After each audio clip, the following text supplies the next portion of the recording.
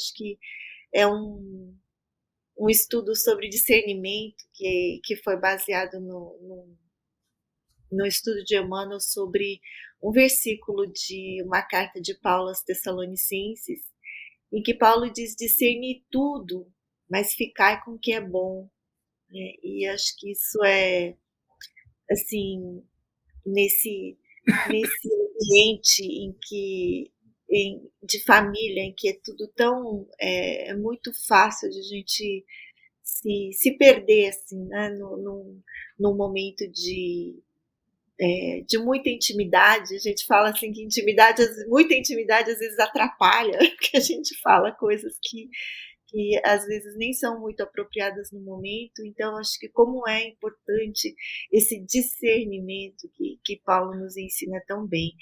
Mas fica assim um pensamento aqui para a gente ver. Nós vamos desenvolver esse estudo e espero que fique mais claro para todo mundo a importância que é isso, né? Porque a gente fala tanto, bate tanto no estudo, bate tanto no autoconhecimento, fala tanto sobre a importância de se autotransformar, de se melhorar, de tentar dar o melhor de si, e sempre que, né, nesse momento em que a gente está envolvido por essa doutrina que ensina tanto, que nos traz tanto para a realidade maior, que é a espiritual, que nos traz esse consolo de sermos espíritos imortais, de estarmos aqui por um momento, assim, trabalhando no nosso aprendizado para conseguir um melhor discernimento. E acho que Emmanuel nos lembra também que existem tantas situações em que as pessoas são forçadas a se isolarem, mas para conseguirem esse discernimento melhor, e como nós somos abençoados, e como nós estamos num caminho assim, bem, eu diria, importante na vida de cada um, né? Que estamos assim, com essa possibilidade de termos essa informação, de termos esse caminho que já foi trilhado pelo mestre e nos mostra assim, pelas mãos, e através dos seus seguidores também vem nos aconselhando, nos mostrando, nos guiando, né? Dando assim essa trilha que eu acho que é tão importante nesse momento para cada um de nós, né? Então fica aí o meu começo, meu pontapé. Boa noite a todos. A Lina, como sempre, nos ajuda a gente a trazer uma preparação, né? E ela manda os textos, e claro, e acho que o gostoso do Collab é isso, que a gente pode pensar junto, e a partir de um texto, cada um acaba tendo uma ideia, uma conclusão diferente, sendo o mesmo texto, né? E quando eu comecei a ler para me preparar para hoje, né, esse texto que fala sobre, começa com essa passagem que a Lina citou, de Paulo de Tarso, dando orientação aos tessalonicenses que eles tinham que conhecer tudo, né, ler tudo e reter apenas o que é bom, ficar com aquilo que era bom. E Emmanuel, ao interpretar essa passagem, ele diz assim: olha, você tem que tomar cuidado, porque muitas vezes a gente está colocando que é para ler tudo, mas não é tudo. Quando Paulo fala isso, algumas pessoas pegam essa passagem, né, e acabam se atendo só à parte do ler tudo, esquece a parte do reter o que é bom, e muitas vezes acaba se influenciando de maneira equivocada, né? Então eu queria, lendo esse texto, a primeira coisa que me veio à mente, que essas coisas vão aparecendo, né, vão pegando o nosso background, aquilo que a gente estudou, eu me lembrei, naturalmente veio assim, aquela oportunidade em que o segundo califa dos muçulmanos, 600 e pouco depois de Cristo, determinou que o seu governador provincial do Egito resolvesse a questão da biblioteca de Alexandria. A biblioteca de Alexandria era uma das cidades fundadas por Alexandre o Grande, onde é hoje Cairo, né, no Egito, e ali ele foi montada um grande conhecimento do mundo. O objetivo da Biblioteca de Alexandria era ser uma luz, um farol de todo o conhecimento do mundo, né? E, claro, naturalmente, ali ficaram guardados, arquivados inúmeros, imagina, os árabes, por exemplo, o conhecimento tanto do mundo grego, como do mundo romano, como do mundo egípcio, como do mundo árabe. Os árabes nos influenciaram de maneira fantástica, né? Se hoje nós temos os números, né, como nós lemos, é graças ao número arábico. Então, de uma série de conhecimento de matemática e tal. E aí esse conhecimento muitas vezes se confrontava com o Alcorão. E aí chegou no ponto em que esse governador provincial chegou para os guardadores de livros, né, que seriam os bibliotecários, né, de hoje. Eles falaram assim, ele chegou e fez a seguinte pergunta, foi a história que me veio quando... Tem algum livro aí que confronta com o Alcorão? Segundo a história, contam isso, né? Não sei se aconteceu isso mesmo, mas é o que dizem. Tem algum livro aí na biblioteca de Alexandria, que era a maior biblioteca do mundo, acho que da época, que confronta com o Alcorão? E aí todo mundo com medo, né, de responder, né, que leu algo contra o Alcorão, ficou pensando, que eu vou... Se leu algo contra o Alcorão que estava ali dentro, vai ser executado, porque eles eram ortodoxos naquele momento, né? E aí eles responderam, não tem nada que confronta o Alcorão. Aí, de maneira inteligente, para o mal, aquele governador provincial falou, bom, se não tem nada que confronte o Alcorão, então não precisa existir, mandou tacar fogo na biblioteca de Alexandria e queimou todo o conhecimento que tinha sido acumulado há mais de 1000 anos e tudo mais.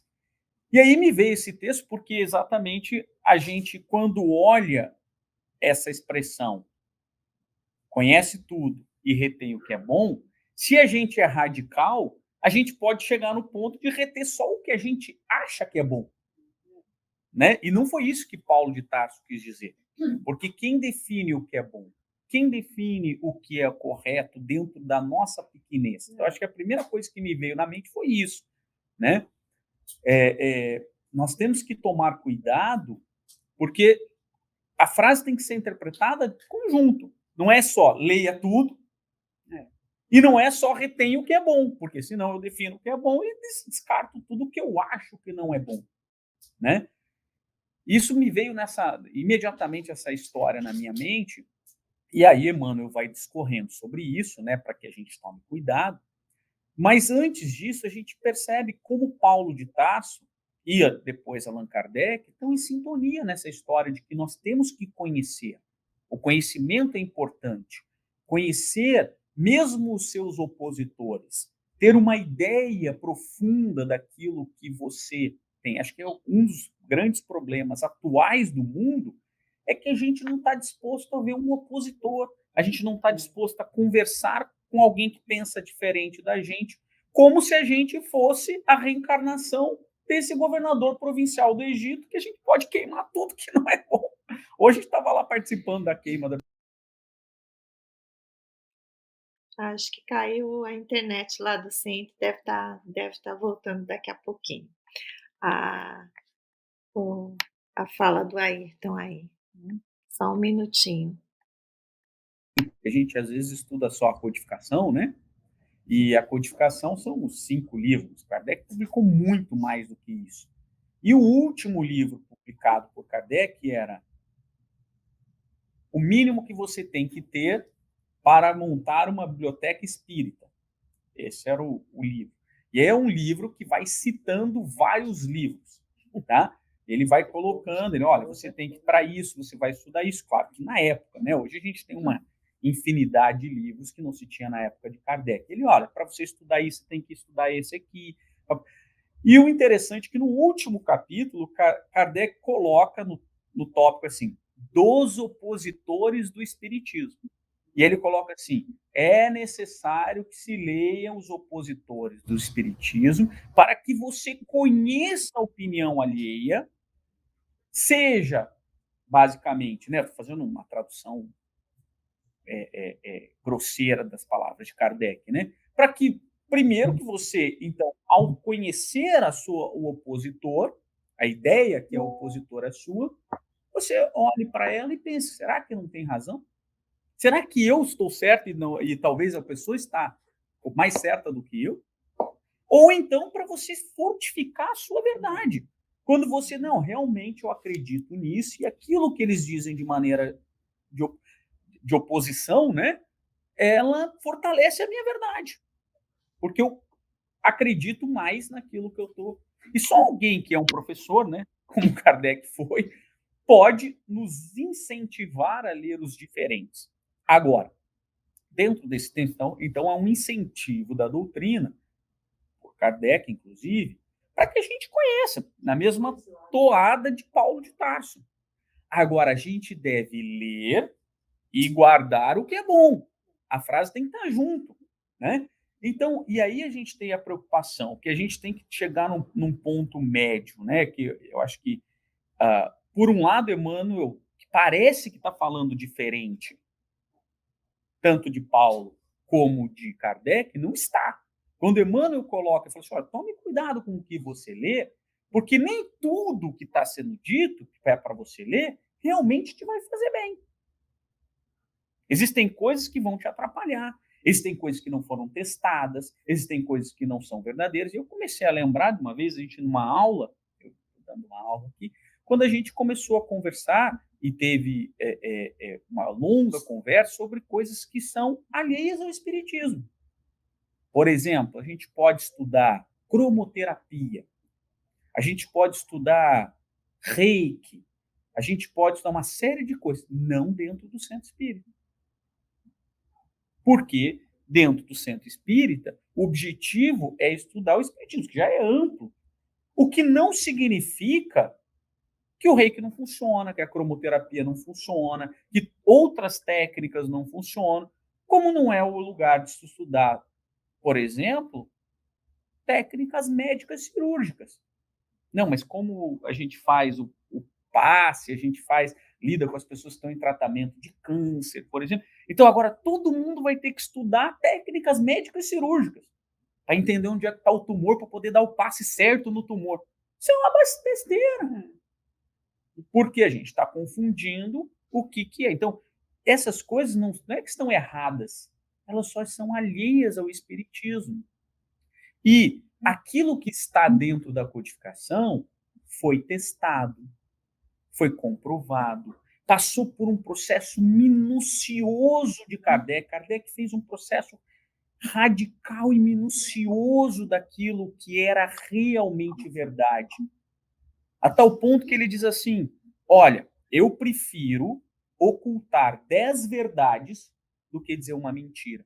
Então, muito do que Kardec deixou de publicar eram verdades, mas não tinham passado pelo crivo científico que Kardec adotou para estabelecer a codificação.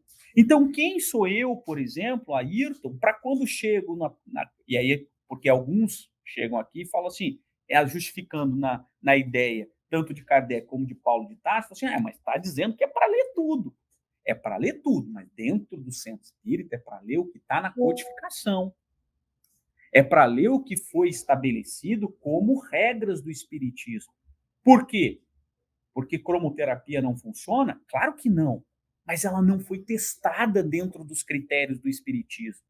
Quando a gente lê, por exemplo, um livro de André Luiz, em que ele conta uma passagem maravilhosa que estavam tentando lá em, acho que é Mecanismos da Mediunidade, em que a moça estava quase que abortando e tal, e aí tinha uma situação em que eles tentaram ajudar ela, ou sexo e obsessão, pode ser. Então, ele estava tentando ajudá-lo, né? E chegou num ponto eles não conseguiram mais, veio uma entidade. E aí ela apareceu para ajudar essa música. Imagina, ele, o mentor, já não estava conseguindo, veio uma outra entidade que só com a presença dela e com a oração dela as coisas mudaram de cor. André Luiz vai descrevendo as ele cores. chama ela pela... Não que ele não tivesse capacidade, mas ela sabia amar. E as cores do amor. Sexo e destino, isso. Né? Então, as cores do amor. E aí você tenta reproduzir numa cromoterapia. Será que é isso? Será que é o inverso? A gente não está fazendo... ela, por exemplo, exalava com amor a cor verde. Aí a gente pega o verde e coloca aqui. É isso que vai resolver? Ou é o amor que tem que, na verdade, a cor verde é consequência desse amor? Por isso que a gente não pode chegar num ponto, e é isso que é o cuidado que a gente tem que ter com a doutrina, porque ela foi tão estudada, tão trabalhada, tão pormenorizada, trazida por pessoas que tinham, por exemplo, os livros de Chico, né? De uma mediunidade espetacular, pura, limpa. E aí, de repente, a gente vai inserir algo na doutrina que não passou por esse crivo. E não quer dizer que não funcione. Não é isso que a gente... Mas dentro daquilo que é reter o que é bom para o espiritismo, é reter o que é bom dentro da codificação. É um alerta que Emmanuel nos faz aqui e que a gente tem que tomar cuidado. Então, é importante. Chico tem o seu mérito, é diferente. Né? Quando a gente está falando de Chico, eu estava... Hoje, coincidentemente, eu estava vendo uma passagem de Chico e que, para mostrar só o tamanho dele, um pedacinho do tamanho dele. Vocês sabiam que Chico fez uma doação de uma herança que ele recebeu? Está lá registrado no cartório de registro de imóveis em São Leopoldo. Ele fez uma doação que o equivalente seria hoje 20 milhões de reais. Pois é, porque ele recebeu aquilo de um fazendeiro lá no Mato Grosso. Ele recebeu essa doação e aí ele falou, foi cedinho no cartório de registro de imóveis para que ninguém soubesse. E que ele pegou e falou assim, não, isso aqui não é meu, não é para mim. Esse é o quilate do médium. Qual médium que vocês conhecem? Porque vários que a gente conhece que recebem presentes e não repartem. Mas qual médium nesse nível recebeu? E ele recebeu a orientação de Emmanuel para doar metade desse bem para as crianças e a outra metade para as crianças da Igreja Católica. E foi feita uma doação, e tanto que dentro do convento tem lá, inclusive, a imagem de Chico, certo? Essa doação. Então, aí, a gente não pode questionar um médium como esse. Agora, outras pessoas... Então, por isso que a gente tem que reter o que é bom e tem que ter um critério para reter o que é bom. Dentro de quem está falando, como foi dito, como foi testado, como foi trabalhada essa informação, da onde veio esse livro, como que ele foi... Então, esse é o ponto. Agora, eu acho que dentro do discernimento, como ele diz ali, né? Veja tudo e retenha o que é bom. Cabe o respeito. Né? Não é você, como você disse, se for botar tudo dentro do centro espírita, como tem no Brasil centros que tem tudo, não sei como dar conta, entendeu? Inclusive porque eu acho que fica tudo muito meia boca. Como você falou, tem muita coisa dentro do espiritismo para a gente estudar que uma vida não dá tempo da gente fazer isso. Muitas coisas que a gente gostaria de saber, não é só saber, ler para saber, é para internalizar, para que aquilo, porque tudo que a gente vai vendo dentro do Evangelho, dentro da doutrina espírita, é material seguro para nos transformar em homens de bem, em pessoas maravilhosas. E uma vida não dá tempo, a gente sabe disso, porque foram muitas vidas, né, carregando pedra, e agora, como você quer dar uma leveza no corpício, não dá tempo. Mas se a gente for durante essa tarefa, né, como a pessoa está na Igreja Católica, aí não, eu vou também ser espírita, eu vou também na Umbanda, eu também vou lá nos evangélicos, eu também... Você vai ficando, é muita informação para que você possa compilar aquilo e fazer funcionar, porque a gente não vai ler tudo e reter o que é bom porque decorou textos. Não é essa a proposta, senão o discernimento não caberia. É para justamente esse material nos favorecer a essa introspecção, esse reconhecimento de si mesmo, essa transformação interior, que são coisas difíceis da gente fazer. Né? Às vezes você terapias durante a vida toda e não sai daquele dia, não, aquela palmada que minha mãe me deu, que me traumatizou, eu morri velha e não consegui, né, perdoar a minha mãe, não consegui. Às vezes você passa a vida toda por causa de uma palmada que você tomou. Imagine o resto, que a gente nem abriu o baú todo para saber o que tem lá dentro. Então, são coisas que eu acho que o Espiritismo, a primeira coisa que a gente aprende é que numa vida não dá tempo de tudo. Então, numa vida, ninguém vai se resolver totalmente. E quando você dá um grande salto numa encarnação, né, um grande salto que eu acho assim, você é um alcoólatra e você consegue, naquela encarnação, superar. E quantos outros que estão no mesmo que você não conseguem? Por que será? Estão no mesmo centro, são espíritos, por que um consegue e o outro não consegue? Porque a ferida daquele já está mais cicatrizada, porque são chagas abertas, são feridas, né? É uma doença interna que a gente traz. Então, numa vida ela fechar, foi a hora de fechar. Por isso que o discernimento exige-se respeito ao lado, para que a gente possa viver em grupo, um olhando para o outro e sabendo que vamos estudar as mesmas coisas, vamos tentar fazer as mesmas transformações, e nem todos nós conseguiremos ir nivelados só porque somos espíritos, né? Então, todos os espíritos deviam ser todos já bem qualificados, e não é a verdade. Então, é uma escola que a gente escolheu para fazer isso. Agora, se a gente mistura todas as temáticas de todas as escolas numa escola só, aí é que não dá tempo de nada. Você sai com um pedacinho ali, aí parece que aquilo não se completa. Então, para uma vida, uma encarnação, é muita coisa para assimilar. Aqui já teve proposta de tudo, de cabala, de cromoterapia, de outras técnicas que tem, mas não dá tempo, porque o pouco que a gente escolheu para poder se aplicar é tão profundo. Mas dá passo, é só você levantar a mão e ir ali. Na mediúnica, você fica ali sentadinho, espera o espírito vir. Mas não é assim. Não é? Quando a gente se define como um médium trabalhador, uma pessoa que trabalha no centro espírita, ela trabalha em qualquer setor do centro espírita. Não é só porque ela é médium da reunião mediúnica, só porque dá passe, não, em qualquer lugar que você esteja no centro, atuando, recebendo gente, conversando, servindo café, fazendo um bolo, trazendo isso, olhando as crianças, qualquer coisa que você faça ali é uma tarefa mediúnica. Primeiro que você não está sozinho fazendo, você está com espíritos boníssimos. É o nosso melhor momento de viver, é quando a gente está fazendo alguma tarefa aqui. É quando estamos mais assessorados, é quando estamos mais incentivados, é quando somos carregados no colo, só porque a gente disse sim, eu vou.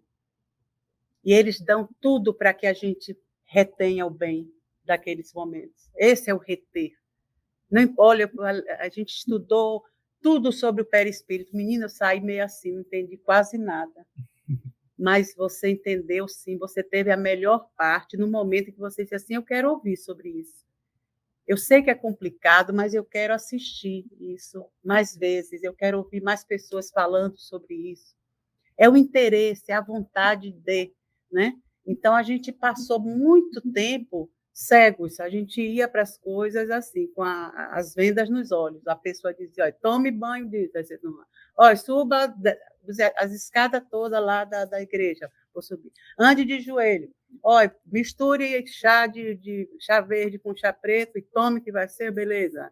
Entendeu? A gente passou muito tempo no material querendo curar o espiritual. Agora a gente está se envolvendo com as coisas só espirituais. Então, quando a gente vem e diz assim, não, eu ia antes no centro e tinha um médium lá manifestado que dizia, não, hoje você vai fazer isso, amanhã aquilo, né? E aí eu ia fazer. E dali a uma semana estava até mais ou menos, depois voltava tudo de novo. E aí eu ia para outra. Então, agora a gente já saiu desse step. Né? A gente está numa encarnação e, graças a Deus, aqui nos Estados Unidos, a gente tem mais tempo aqui para se dedicar a isso, embora aqui a gente trabalhe muito, mas a gente não tem muito tempo para farrear. Então, a gente tem que tirar o tempo mesmo direitinho para aguentar os trabalhos, aguentar a saudade da família, aguentar, né, sermos imigrantes, né, as terras, somos estrangeiros em outras terras. Isso é muito bom, porque nos faz, é como se a gente estivesse fora de casa, em visita a algum lugar, e que às vezes agora somos muito bem quistos, mas já teve momentos em que não fomos, né? Então, isso é muito bom. Eu sempre digo que é uma encarnação dentro da outra, que a gente sai do bem-estar do país, da normalidade de tudo, reconhecido em todos os lugares, e de repente você está num lugar que o cara ali diz hello, você diz, hello, e vai embora. E aí, como foi resolver o negócio? Sei lá, eu entendi o hello, o resto, ele disparou, né? Mas a gente vai se esforçando, vai vivendo, vai conhecendo a língua, vai não sei o que, quando vem uma realtor famosa, já vendendo casas, igual a minha colega ali, né? Então, a gente vai vivendo. E esse desenvolvimento é a mesma coisa que a gente saiu da origem ali, tudo eu conhecia direitinho, falava em todo lugar que eu rodava, o Brasil todo eu era entendida em qualquer lugar. Chego num lugar que algumas pessoas me entendem só, e que eu tenho que começar a renascer naquele lugar para fazer parte daquela sociedade, para viver do que aquela sociedade vai me prover, com muita dificuldade. E eu topo, acho maravilha, só de ganhar em dólar já estou feliz. E a gente vem e fica. E, de repente, o que é que a gente está fazendo da América? Retendo o que é bom, porque não nos tornamos assaltantes, não chegamos aqui para desafiar ninguém, nem, né, falar nada, tirar nada de ninguém, né? Criamos uma pequena sociedade de imigrantes brasileiros que se relacionam entre si. Então, eu acho assim que é um passo na encarnação, a gente quando aceita isso, muito grande. Então, como qualquer outro conhecimento, como a Ayrton disse, vale conhecer tudo, vale. É bom você ter tempo de ler mais sobre determinados assuntos que podem lhe melhorar como pessoa no seu conhecimento, faça isso. Agora, não dá para misturar, entendeu? Olha, como eu estou meio doente, eu vou tomar o chá dali, vou tomar a folha lá, o banho de folha do outro, eu vou... Sabe, eu acho que a gente fica como se fosse perdido. Aí a gente parece assim, não é questão, eu não estou discernindo nada, eu nem sei quem eu sou, nem se Deus é pai ou é padrasto, já estou assim confusa.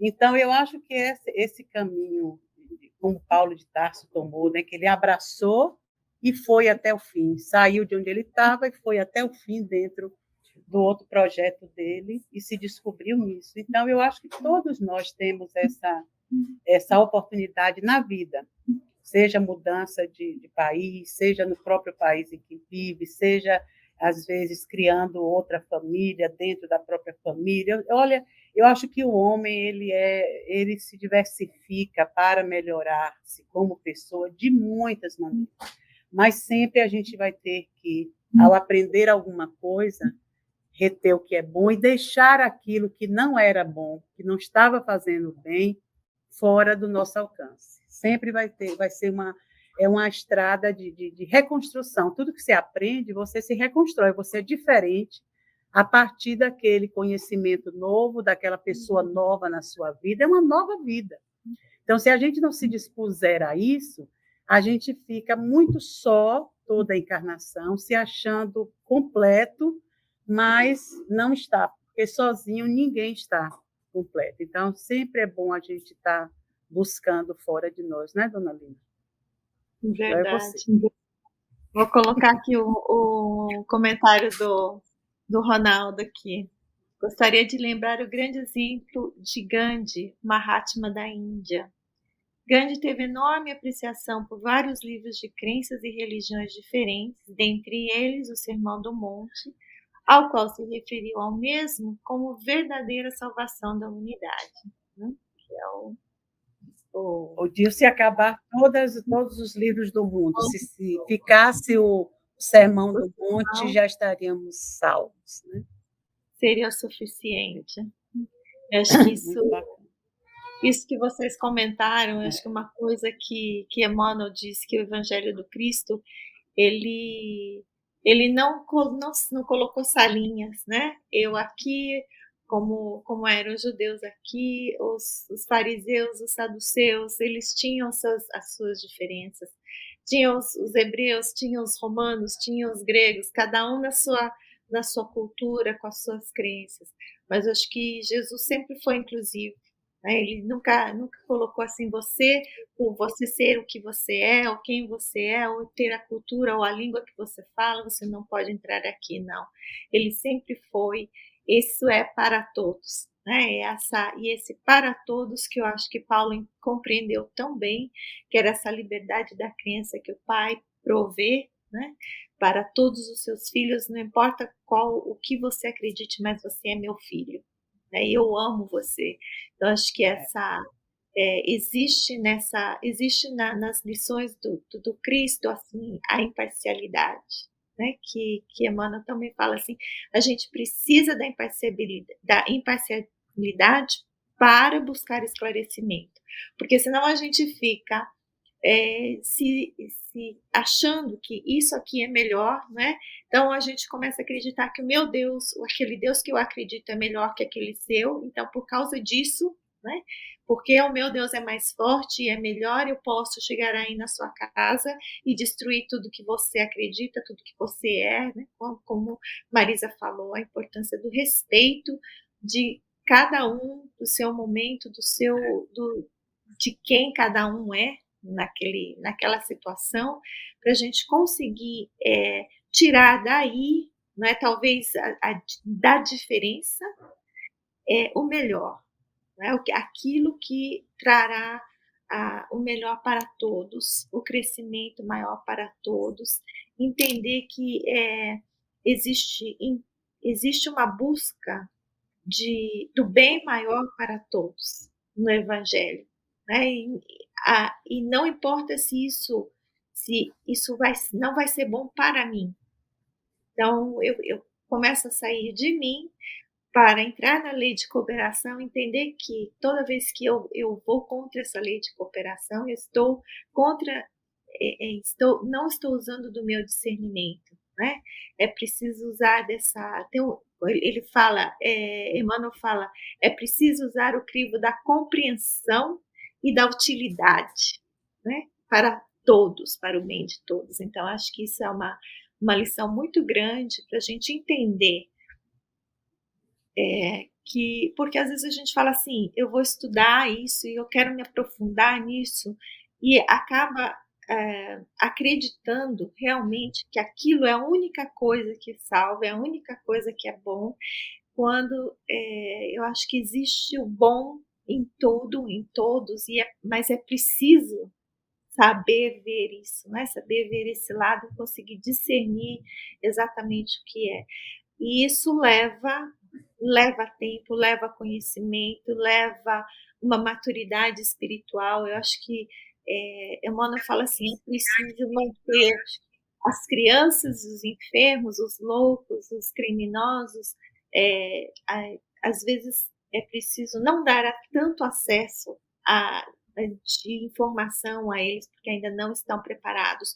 E eu acho que a mesma coisa o Evangelho nos diz, quando diz assim, Jesus não trouxe tudo assim, não tinha condições dele ensinar tudo para a gente de uma forma clara, porque nós não tínhamos condições de entender, não tínhamos condições, nem maturidade, nem conhecimento suficiente para entender tudo aquilo que ele trazia para nós. Então ficou as sementes, né, do ensino, ficou muita coisa que a gente está tentando até hoje compreender, tentando entender o que é que ele quis dizer com isso, mas ficaram imagens, ficaram lições, ficaram passos, né, pegadas para cada um de nós, para cada situação. Tanto é que eu acho que uma coisa que me encanta, né, em todo o ensinamento do Cristo é que para cada momento que a gente passa, para cada situação e para cada pessoa, a lição é diferente, né? Cada um tem o seu, se a gente buscar, cada um tem a sua resposta, né? Batei e abrir-se-vos-á. Então, pedir e lhe será dado. Então, mas pedir e fazer e bater de acordo com as lições dele, né, de acordo com o que ele nos ensinou, não é de qualquer forma, não é da forma egoísta, não é de uma forma orgulhosa, eu quero, bato o pé e o pai me dá, não é assim mais, né. Então essa compreensão que o Cristo nos dá é assim, a gente tem que se submeter à vontade do pai, não à minha, né.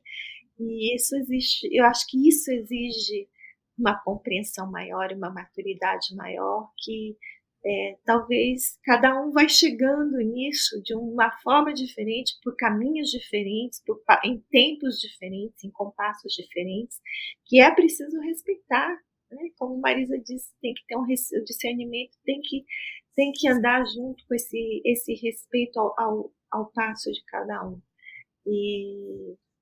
E essa imparcialidade que eu acho que é fundamental, porque no momento que eu tomo partido, pronto, já tenho aí já tenho que lutar contra os meus próprios filtros. Eu acho que uma das coisas que foi falada aqui, uma das coisas que foi falada aqui, que eu acho que nunca a gente pode perder o norte, é qual é o objetivo do espiritismo. Porque a gente pode estudar dentro do espiritismo quase tudo que a gente queira, né? Se você gosta, por exemplo, de história, tem um monte de livro de história do cristianismo, belíssimos. Paulo Estevam, por exemplo, ele, além de ser um livro lindo, é um livro de história, né? Um livro da história. Boa Nova é um livro religioso, mas ele é um livro de história, conta a história que aconteceu com Jesus, as passagens de uma maneira bonita. Se você gosta de estudar teologia, né? Claro que há, obviamente, todas as 5 obras básicas, elas são um tratado de teologia, né? Dentro da visão, obviamente, espírita. Se você gosta de estudar energia, tem um monte, além das obras básicas, um monte de livros que vão falar sobre energia. As obras de André Luiz são, né, de como que é o plano espiritual e como que as nossas atitudes, as nossas leituras, os ambientes que nós frequentamos influenciam na nossa vida, né? Então é difícil. Se você gosta de estudar biologia, é um livro fantástico, que é Evolução em Dois Mundos, que aquilo aí você lê, é biologia pura, é estudo do universo, de como que foi a criação. Não achar algo que a gente goste dentro do espiritismo. Você gosta de estudar questões psicológicas, tem uma série inteira só sobre questões psicológicas, como resolve essas questões psicológicas e tal. Na área do direito. Da Joana, né? Joana de Anjos tem toda essa linha psicológica, que é a parte que eu menos entendo dentro do espiritismo, porque eu não estou preparado ainda para essa passagem, né? Eu fico mais na parte mais simplesinha, que é história, direito, essas coisas que não envolvem ser humano tanto assim, né? Mas se você gosta de estudar direito, se você gosta de estudar leis, né? Tem toda... Pô, a Kardec escreve lá o Código Penal da Vida Futura, explicando como é que é a justiça divina e como é que isso vai acontecer. Eu acho difícil a gente querer acrescentar alguma coisa, né? Acrescentar alguma coisa que já não tenha sido muito bem detalhada.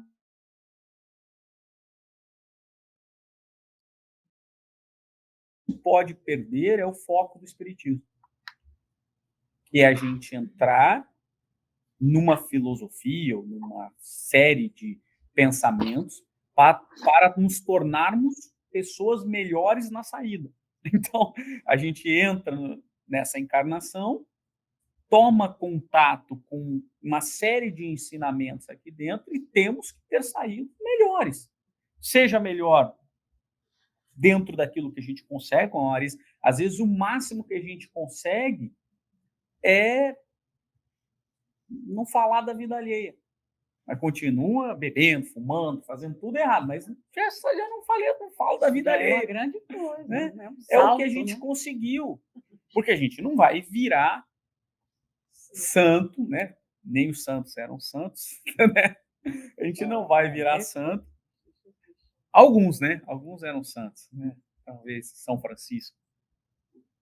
São Francisco até uns... mas ele queria muito ir para a guerra, né? Lembra? Ele queria muito ir para a guerra. Depois ele foi orientado para não ir, mas ele queria muito. E foi, né? E foi, né? E foi. Vocês estão lendo aquele livro que é muito bom, né? O Sol de Assis. Bom, Sol de Assis, um resumo bom da história dele. Mas vários santos não foram tão santos assim.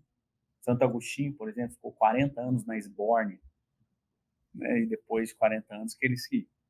E aí a mãe rezando 40 anos para ele tomar jeito, virou a Santa Mônica. Santa Mônica.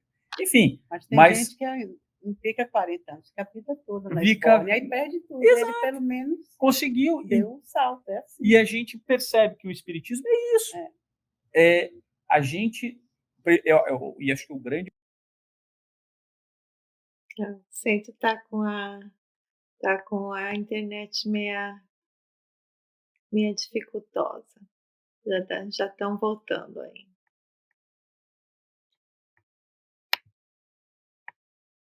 Muitas vezes a gente perde para as nossas más inclinações e a gente sofre por conta disso, mas o Espiritismo vai lá, fica tranquilo. Às vezes, nessa encarnação, só você lutar já é a vitória. Só você conhecer a sua má inclinação já é a vitória, porque antes a gente nem tinha contato. Mas o fato é que a gente não pode perder de vista, dentro do reteiro, o que é bom é que tudo do Espiritismo, ele tem um único propósito. Esse único propósito é nos mostrar que vale a pena nos melhorarmos. Só vale. É só isso.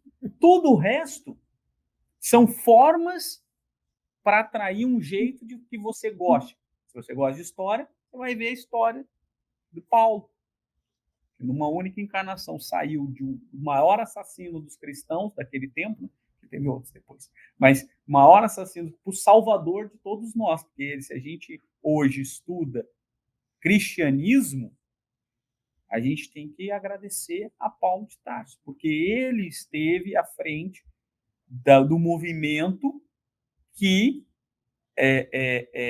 lutou, entre aspas, internamente, quase fisicamente, quase fisicamente, para que o cristianismo fosse passado para nós, gentios, não judeus. Então, se a gente hoje estuda qualquer coisa do cristianismo, temos que agradecer a Paulo de Tarso. Então, se Paulo de Tarso foi o responsável pela morte de centenas ou milhares de cristãos, mas ele também é responsável pela salvação de dezenas de milhares de pessoas, de seres humanos, de cristãos. Então, a gente vê, né, nesse caminho do Espiritismo oportunidades de crescimento todos os dias. E esse é o Espiritismo. Não é só para isso, é só para isso. Se alguém quiser alguma outra coisa, tem que ir para outro lugar, porque é uma coisa, né, que realmente a gente só trabalha por nós. É tão legal isso, né? Tudo que a gente faz é por nós, no final das contas, porque tudo que a gente conseguir fazer de melhor, porque a gente tem que ser melhor todos os dias, essa é a proposta do mestre, né? Temos condições de a cada dia ser melhor do que fomos ontem. Então, é um auto-aprimoramento, um auto-refazimento, um auto-burilamento, é tudo auto.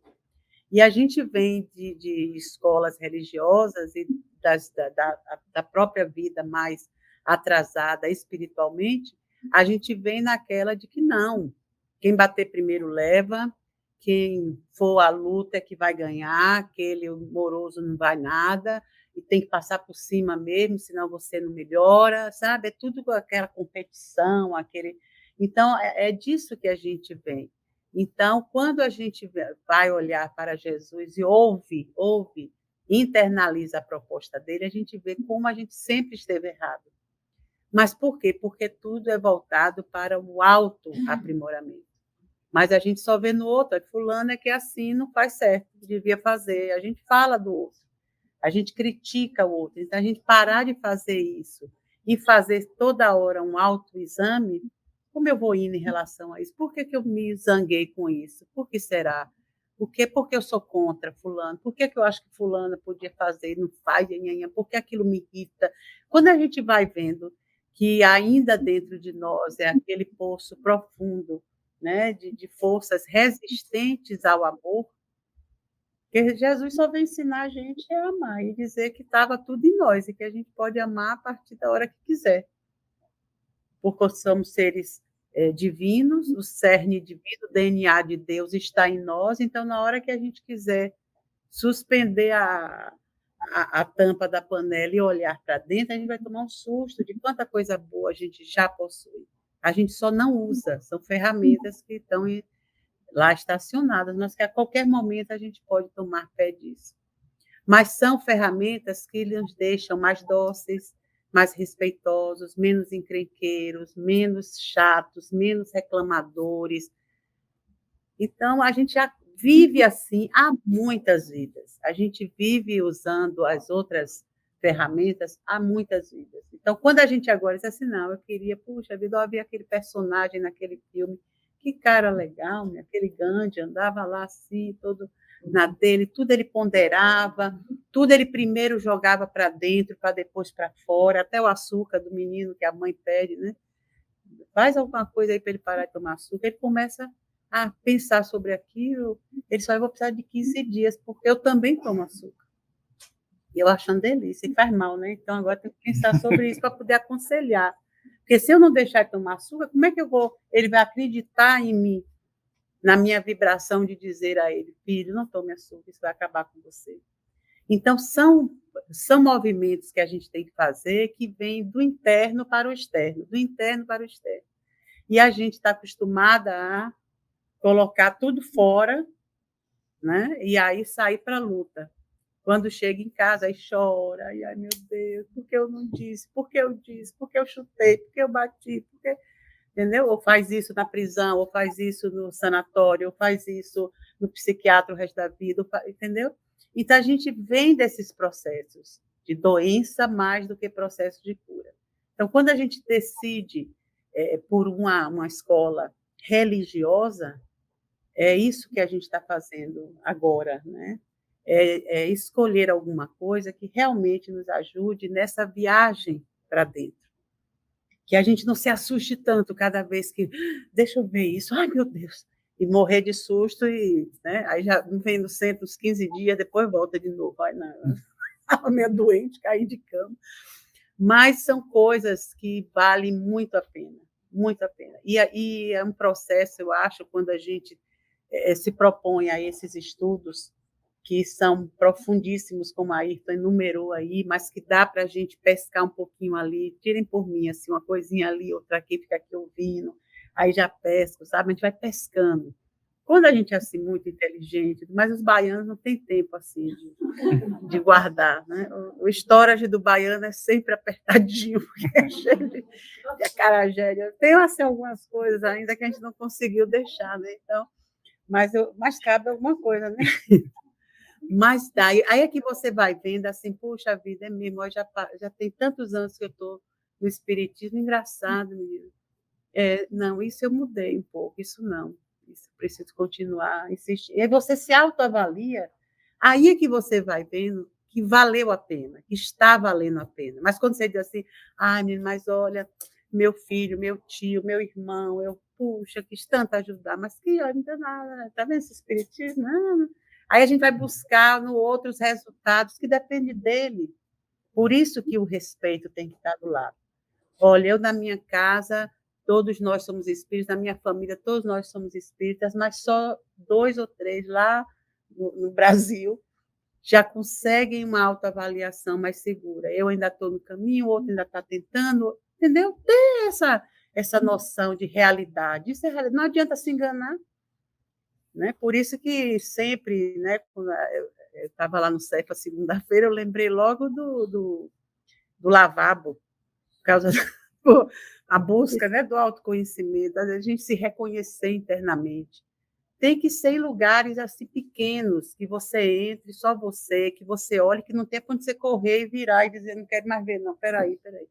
Não, conversar consigo mesmo, se autoavaliar, não é para ver tudo, não, porque a gente é um poço sem fundo, mas é ver coisas dessa encarnação, fatos que aconteceram nessa encarnação. Não precisa buscar, vou fazer uma regressão. Ixi, mas Deus me livre, quero nem saber.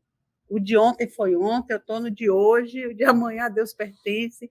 Então, a gente tem que ir cuidando de nós com muito carinho, sem muita exigência. E fazer o mesmo com todo mundo que está ao nosso redor, com muito carinho. Vai me dar vontade agora de dar uma paulada naquele menino. Mas, puxa vida, se eu estivesse lá fazendo aquela coisa toda errada, eu ia querer a paulada? Não, eu vou chamar atenção, eu vou conversar, entendeu? Então, a gente vai modulando.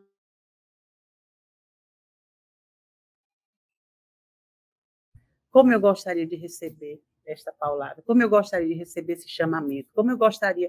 Então, aí a gente vai, pouco a pouco, olhando para o nosso irmão como irmão, não mais o adversário, não mais aquela criatura que veio para tirar o sossego das nossas vidas, né, Lina?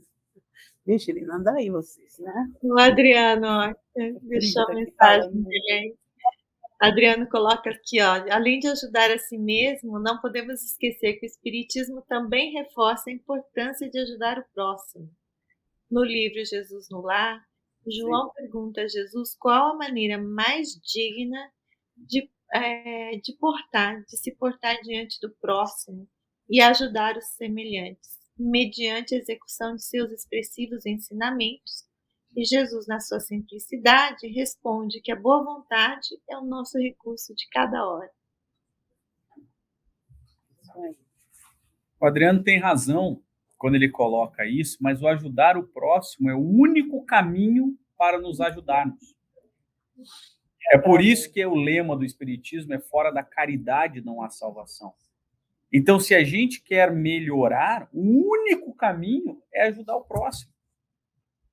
É a única a forma da gente, de fato, nos evoluirmos, né? Então, assim, porque senão a gente vai ficar pensando que evoluir é conhecer mais sobre cristianismo, ou evoluir é uma disputa de quem sabe mais as histórias de Jesus, quem decorou mais a Boa Nova, né? Quem sabe da passagem de cor. Então, na verdade, quando o Adriano coloca isso, ele tem razão, porque esse é o caminho. O objetivo do Espiritismo, o único objetivo do Espiritismo é a gente se melhorar. Mas a única forma disso acontecer é ajudando o próximo. Isso não é o Espiritismo que veio dizer, foi Jesus. Jesus coloca isso de maneira muito clara, que ele, como governador do orbe, ele como o espírito mais evoluído, que talvez o único santo mesmo que pousou nessa terra, ele, santo nesse conceito que a gente tem de santo, né? Que o santo é outro conceito dentro do judaísmo, mas ele veio para servir. Ele coloca isso, ele foi o maior servidor de todos.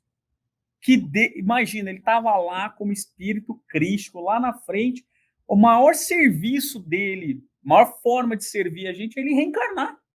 Imagina, você tem que materializar de novo, passar por um monte de necessidade, uma época ruim. Isso já foi o primeiro passo. E depois ele mostra, ele passa a vida toda servindo a todos que estavam ali próximo. Então, o caminho esse é servir. Aliás, por incrível que pareça, e nada é por acaso, ontem estávamos no Evangelho no Lar, lá em casa, estudando a passagem de Fénelon. É que a mãe dele está aqui, está todo minha metido. Mãe. Estudando uma psicografia de Fénelon, lá no capítulo Bem-aventurados os aflitos, e que exatamente diz isso, que todo mundo pode ser bom em alguma coisa. Eu posso ser o mais bonito da minha casa, não no meu caso, né? Mas estou dizendo, você pode ser o mais bonito da sua cidade, você pode ser o mais inteligente da sua cidade, você pode ser qualquer um, pode ser o melhor. E quando a gente está nessa situação de melhor, aliás, isso também não, o Emmanuel colocou isso, né? Também no Fonte Viva. E você pode ser. E aí, quando a gente é o topo, a gente acha que, por conta de ser o topo daquela situação, as pessoas têm que nos servir. E aí, o topo do cristianismo é o inverso. Quando você chega no topo do cristianismo, é quando você mais serve. Quando você está lá mais servindo ao próximo. Então, chegar no processo evolutivo máximo é agir como Jesus. Amar o próximo como Jesus amou. Então, esse é o único. Chico ainda fez muito, né? Fez muito. Não era um espírito puro, mas estava muito mais perto do que a gente. Muito mais perto que a gente. Mas muito longe, isso é importante, isso é uma coisa importante, que a gente tenha consciência. Senão a gente coloca Chico como santo, né? A gente começa a criar santos. E Chico é uma pessoa de grande admiração, como outros, Eurípides Barçanufo, como Leon Denis, como tantos, o Allan Kardec, né, o Hipólito Leon, foram tantos que tiveram ícones dentro. Mas o Espiritismo nos ensina a não endeusar ninguém, a não ser Deus mesmo, né? Que, aliás, isso já vem desde o judaísmo. Né? Porque os meninos são também. Mas a gente, claro que tem que admirar, né? Mas a gente tem que ter a consciência que eles estão muito longe de ser espírito puro e muito mais longe ainda de Cristo. Porque Cristo, ele está no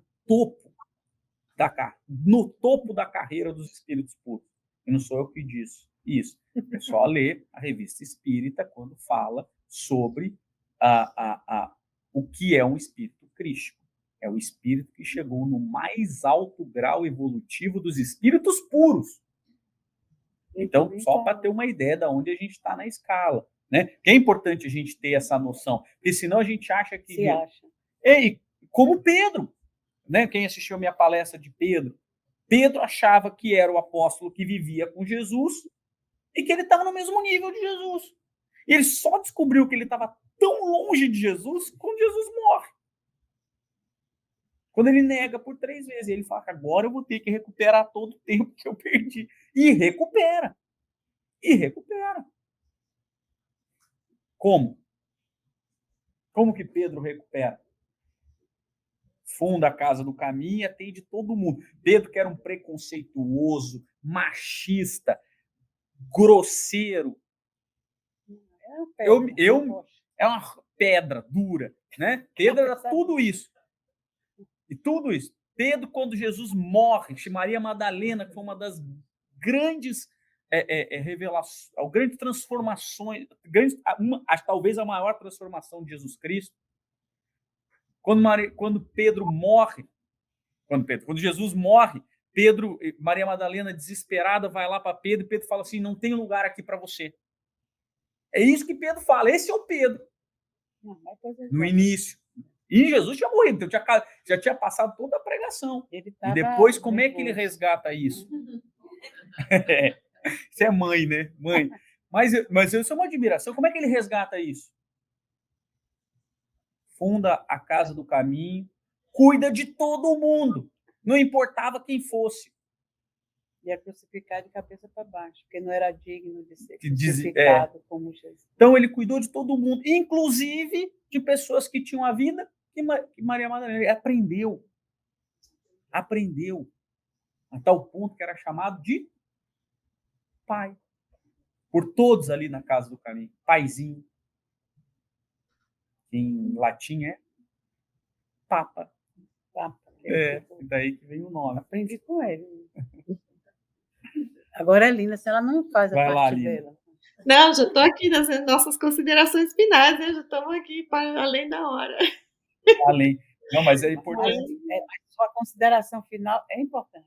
Mais do que a outra.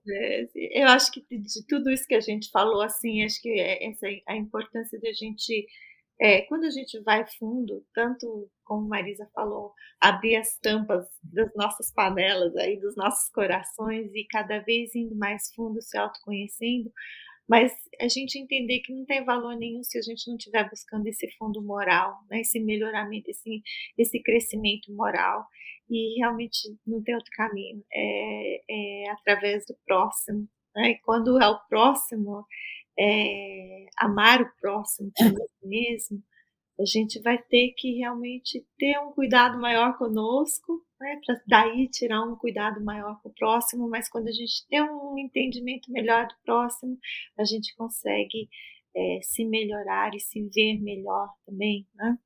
Então, acho que esse discernimento maior de que Jesus nos chama, e Paulo coloca isso em palavras, busca em tudo, examina tudo e retira o que é bom, né? E retira o que é útil e o que serve para a cura da maioria de todos, nessa busca do bem maior para todos, independente se vai ser bom para nós ou não. Mas nessa compreensão e nesse amor maior para com todos. Era isso.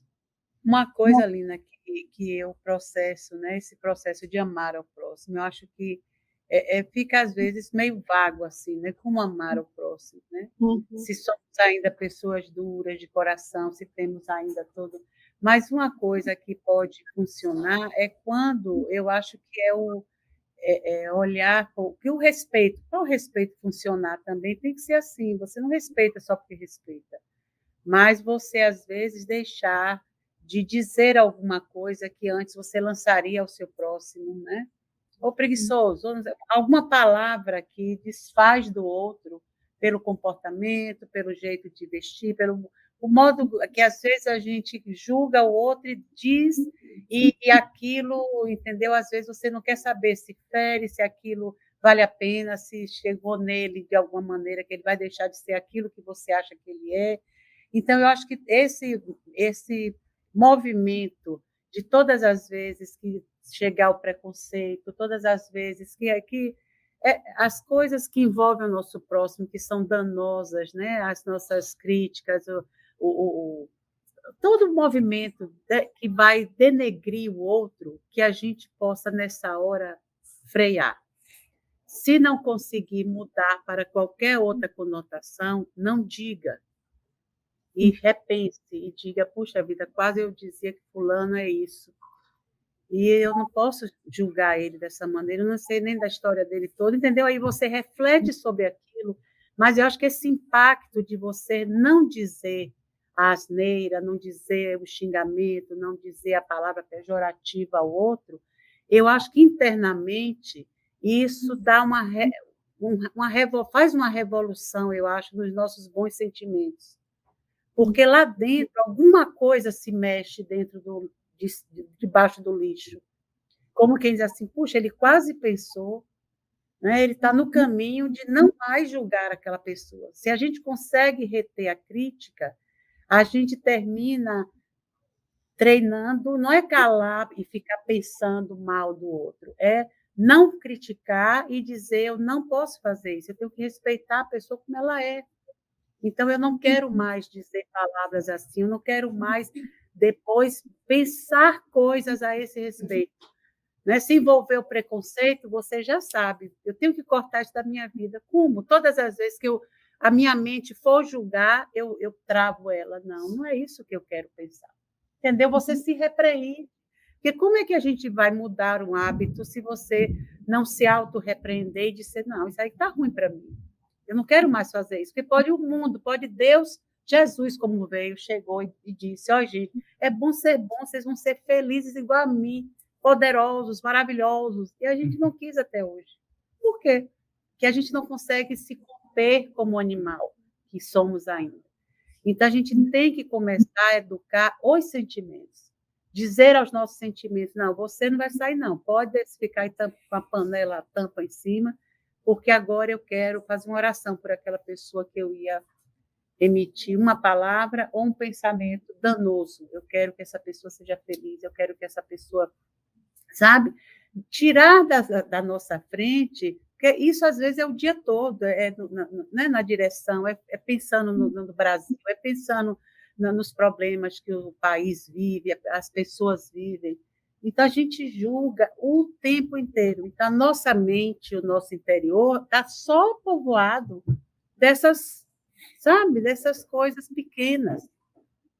E como tudo de bom está em nós, já que é assim, né? Não está tudo dentro, então pronto, eu não posso tirar o que eu já uso o tempo todo e dizer, olha, daqui agora por diante eu sou boazinha, viu?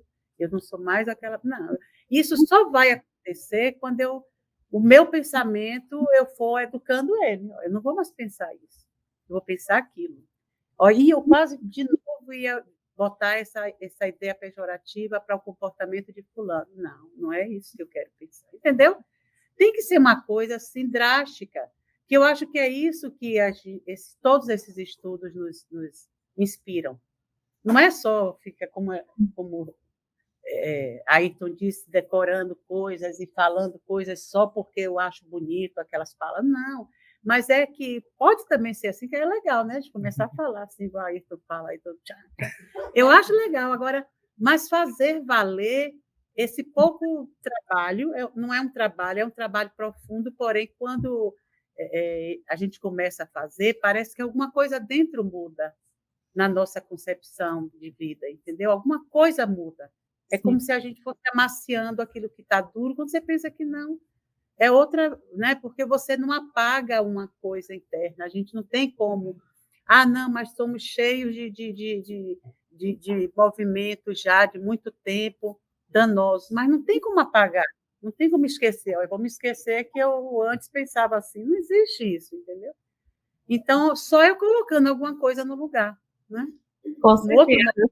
É o que eles falam, né? Quando você não tem uma coisa boa para falar, fique calado. Mas eu acho que no ficar calado, a gente tem que lembrar, a gente tem que lembrar que todo mundo é o amor de alguém, né? Todo mundo tem alguém que ama, assim, uma mãe, um pai, um esposo, uma esposa, e um filho. Eu acho que se a gente tiver esse olhar de ver essa pessoa que eu não gosto, que eu tenho problemas, que eu tenho os meus, né, as minhas dificuldades, ver como meu filho, ver como meu neto, o que é que de bom que eu consigo ver nele nesse momento. Eu acho que a gente consegue mudar um pouco a nossa visão, né? Todo mundo tem algo de bom que a gente consegue tirar dali, se observar bem, se colocar no lugar da pessoa.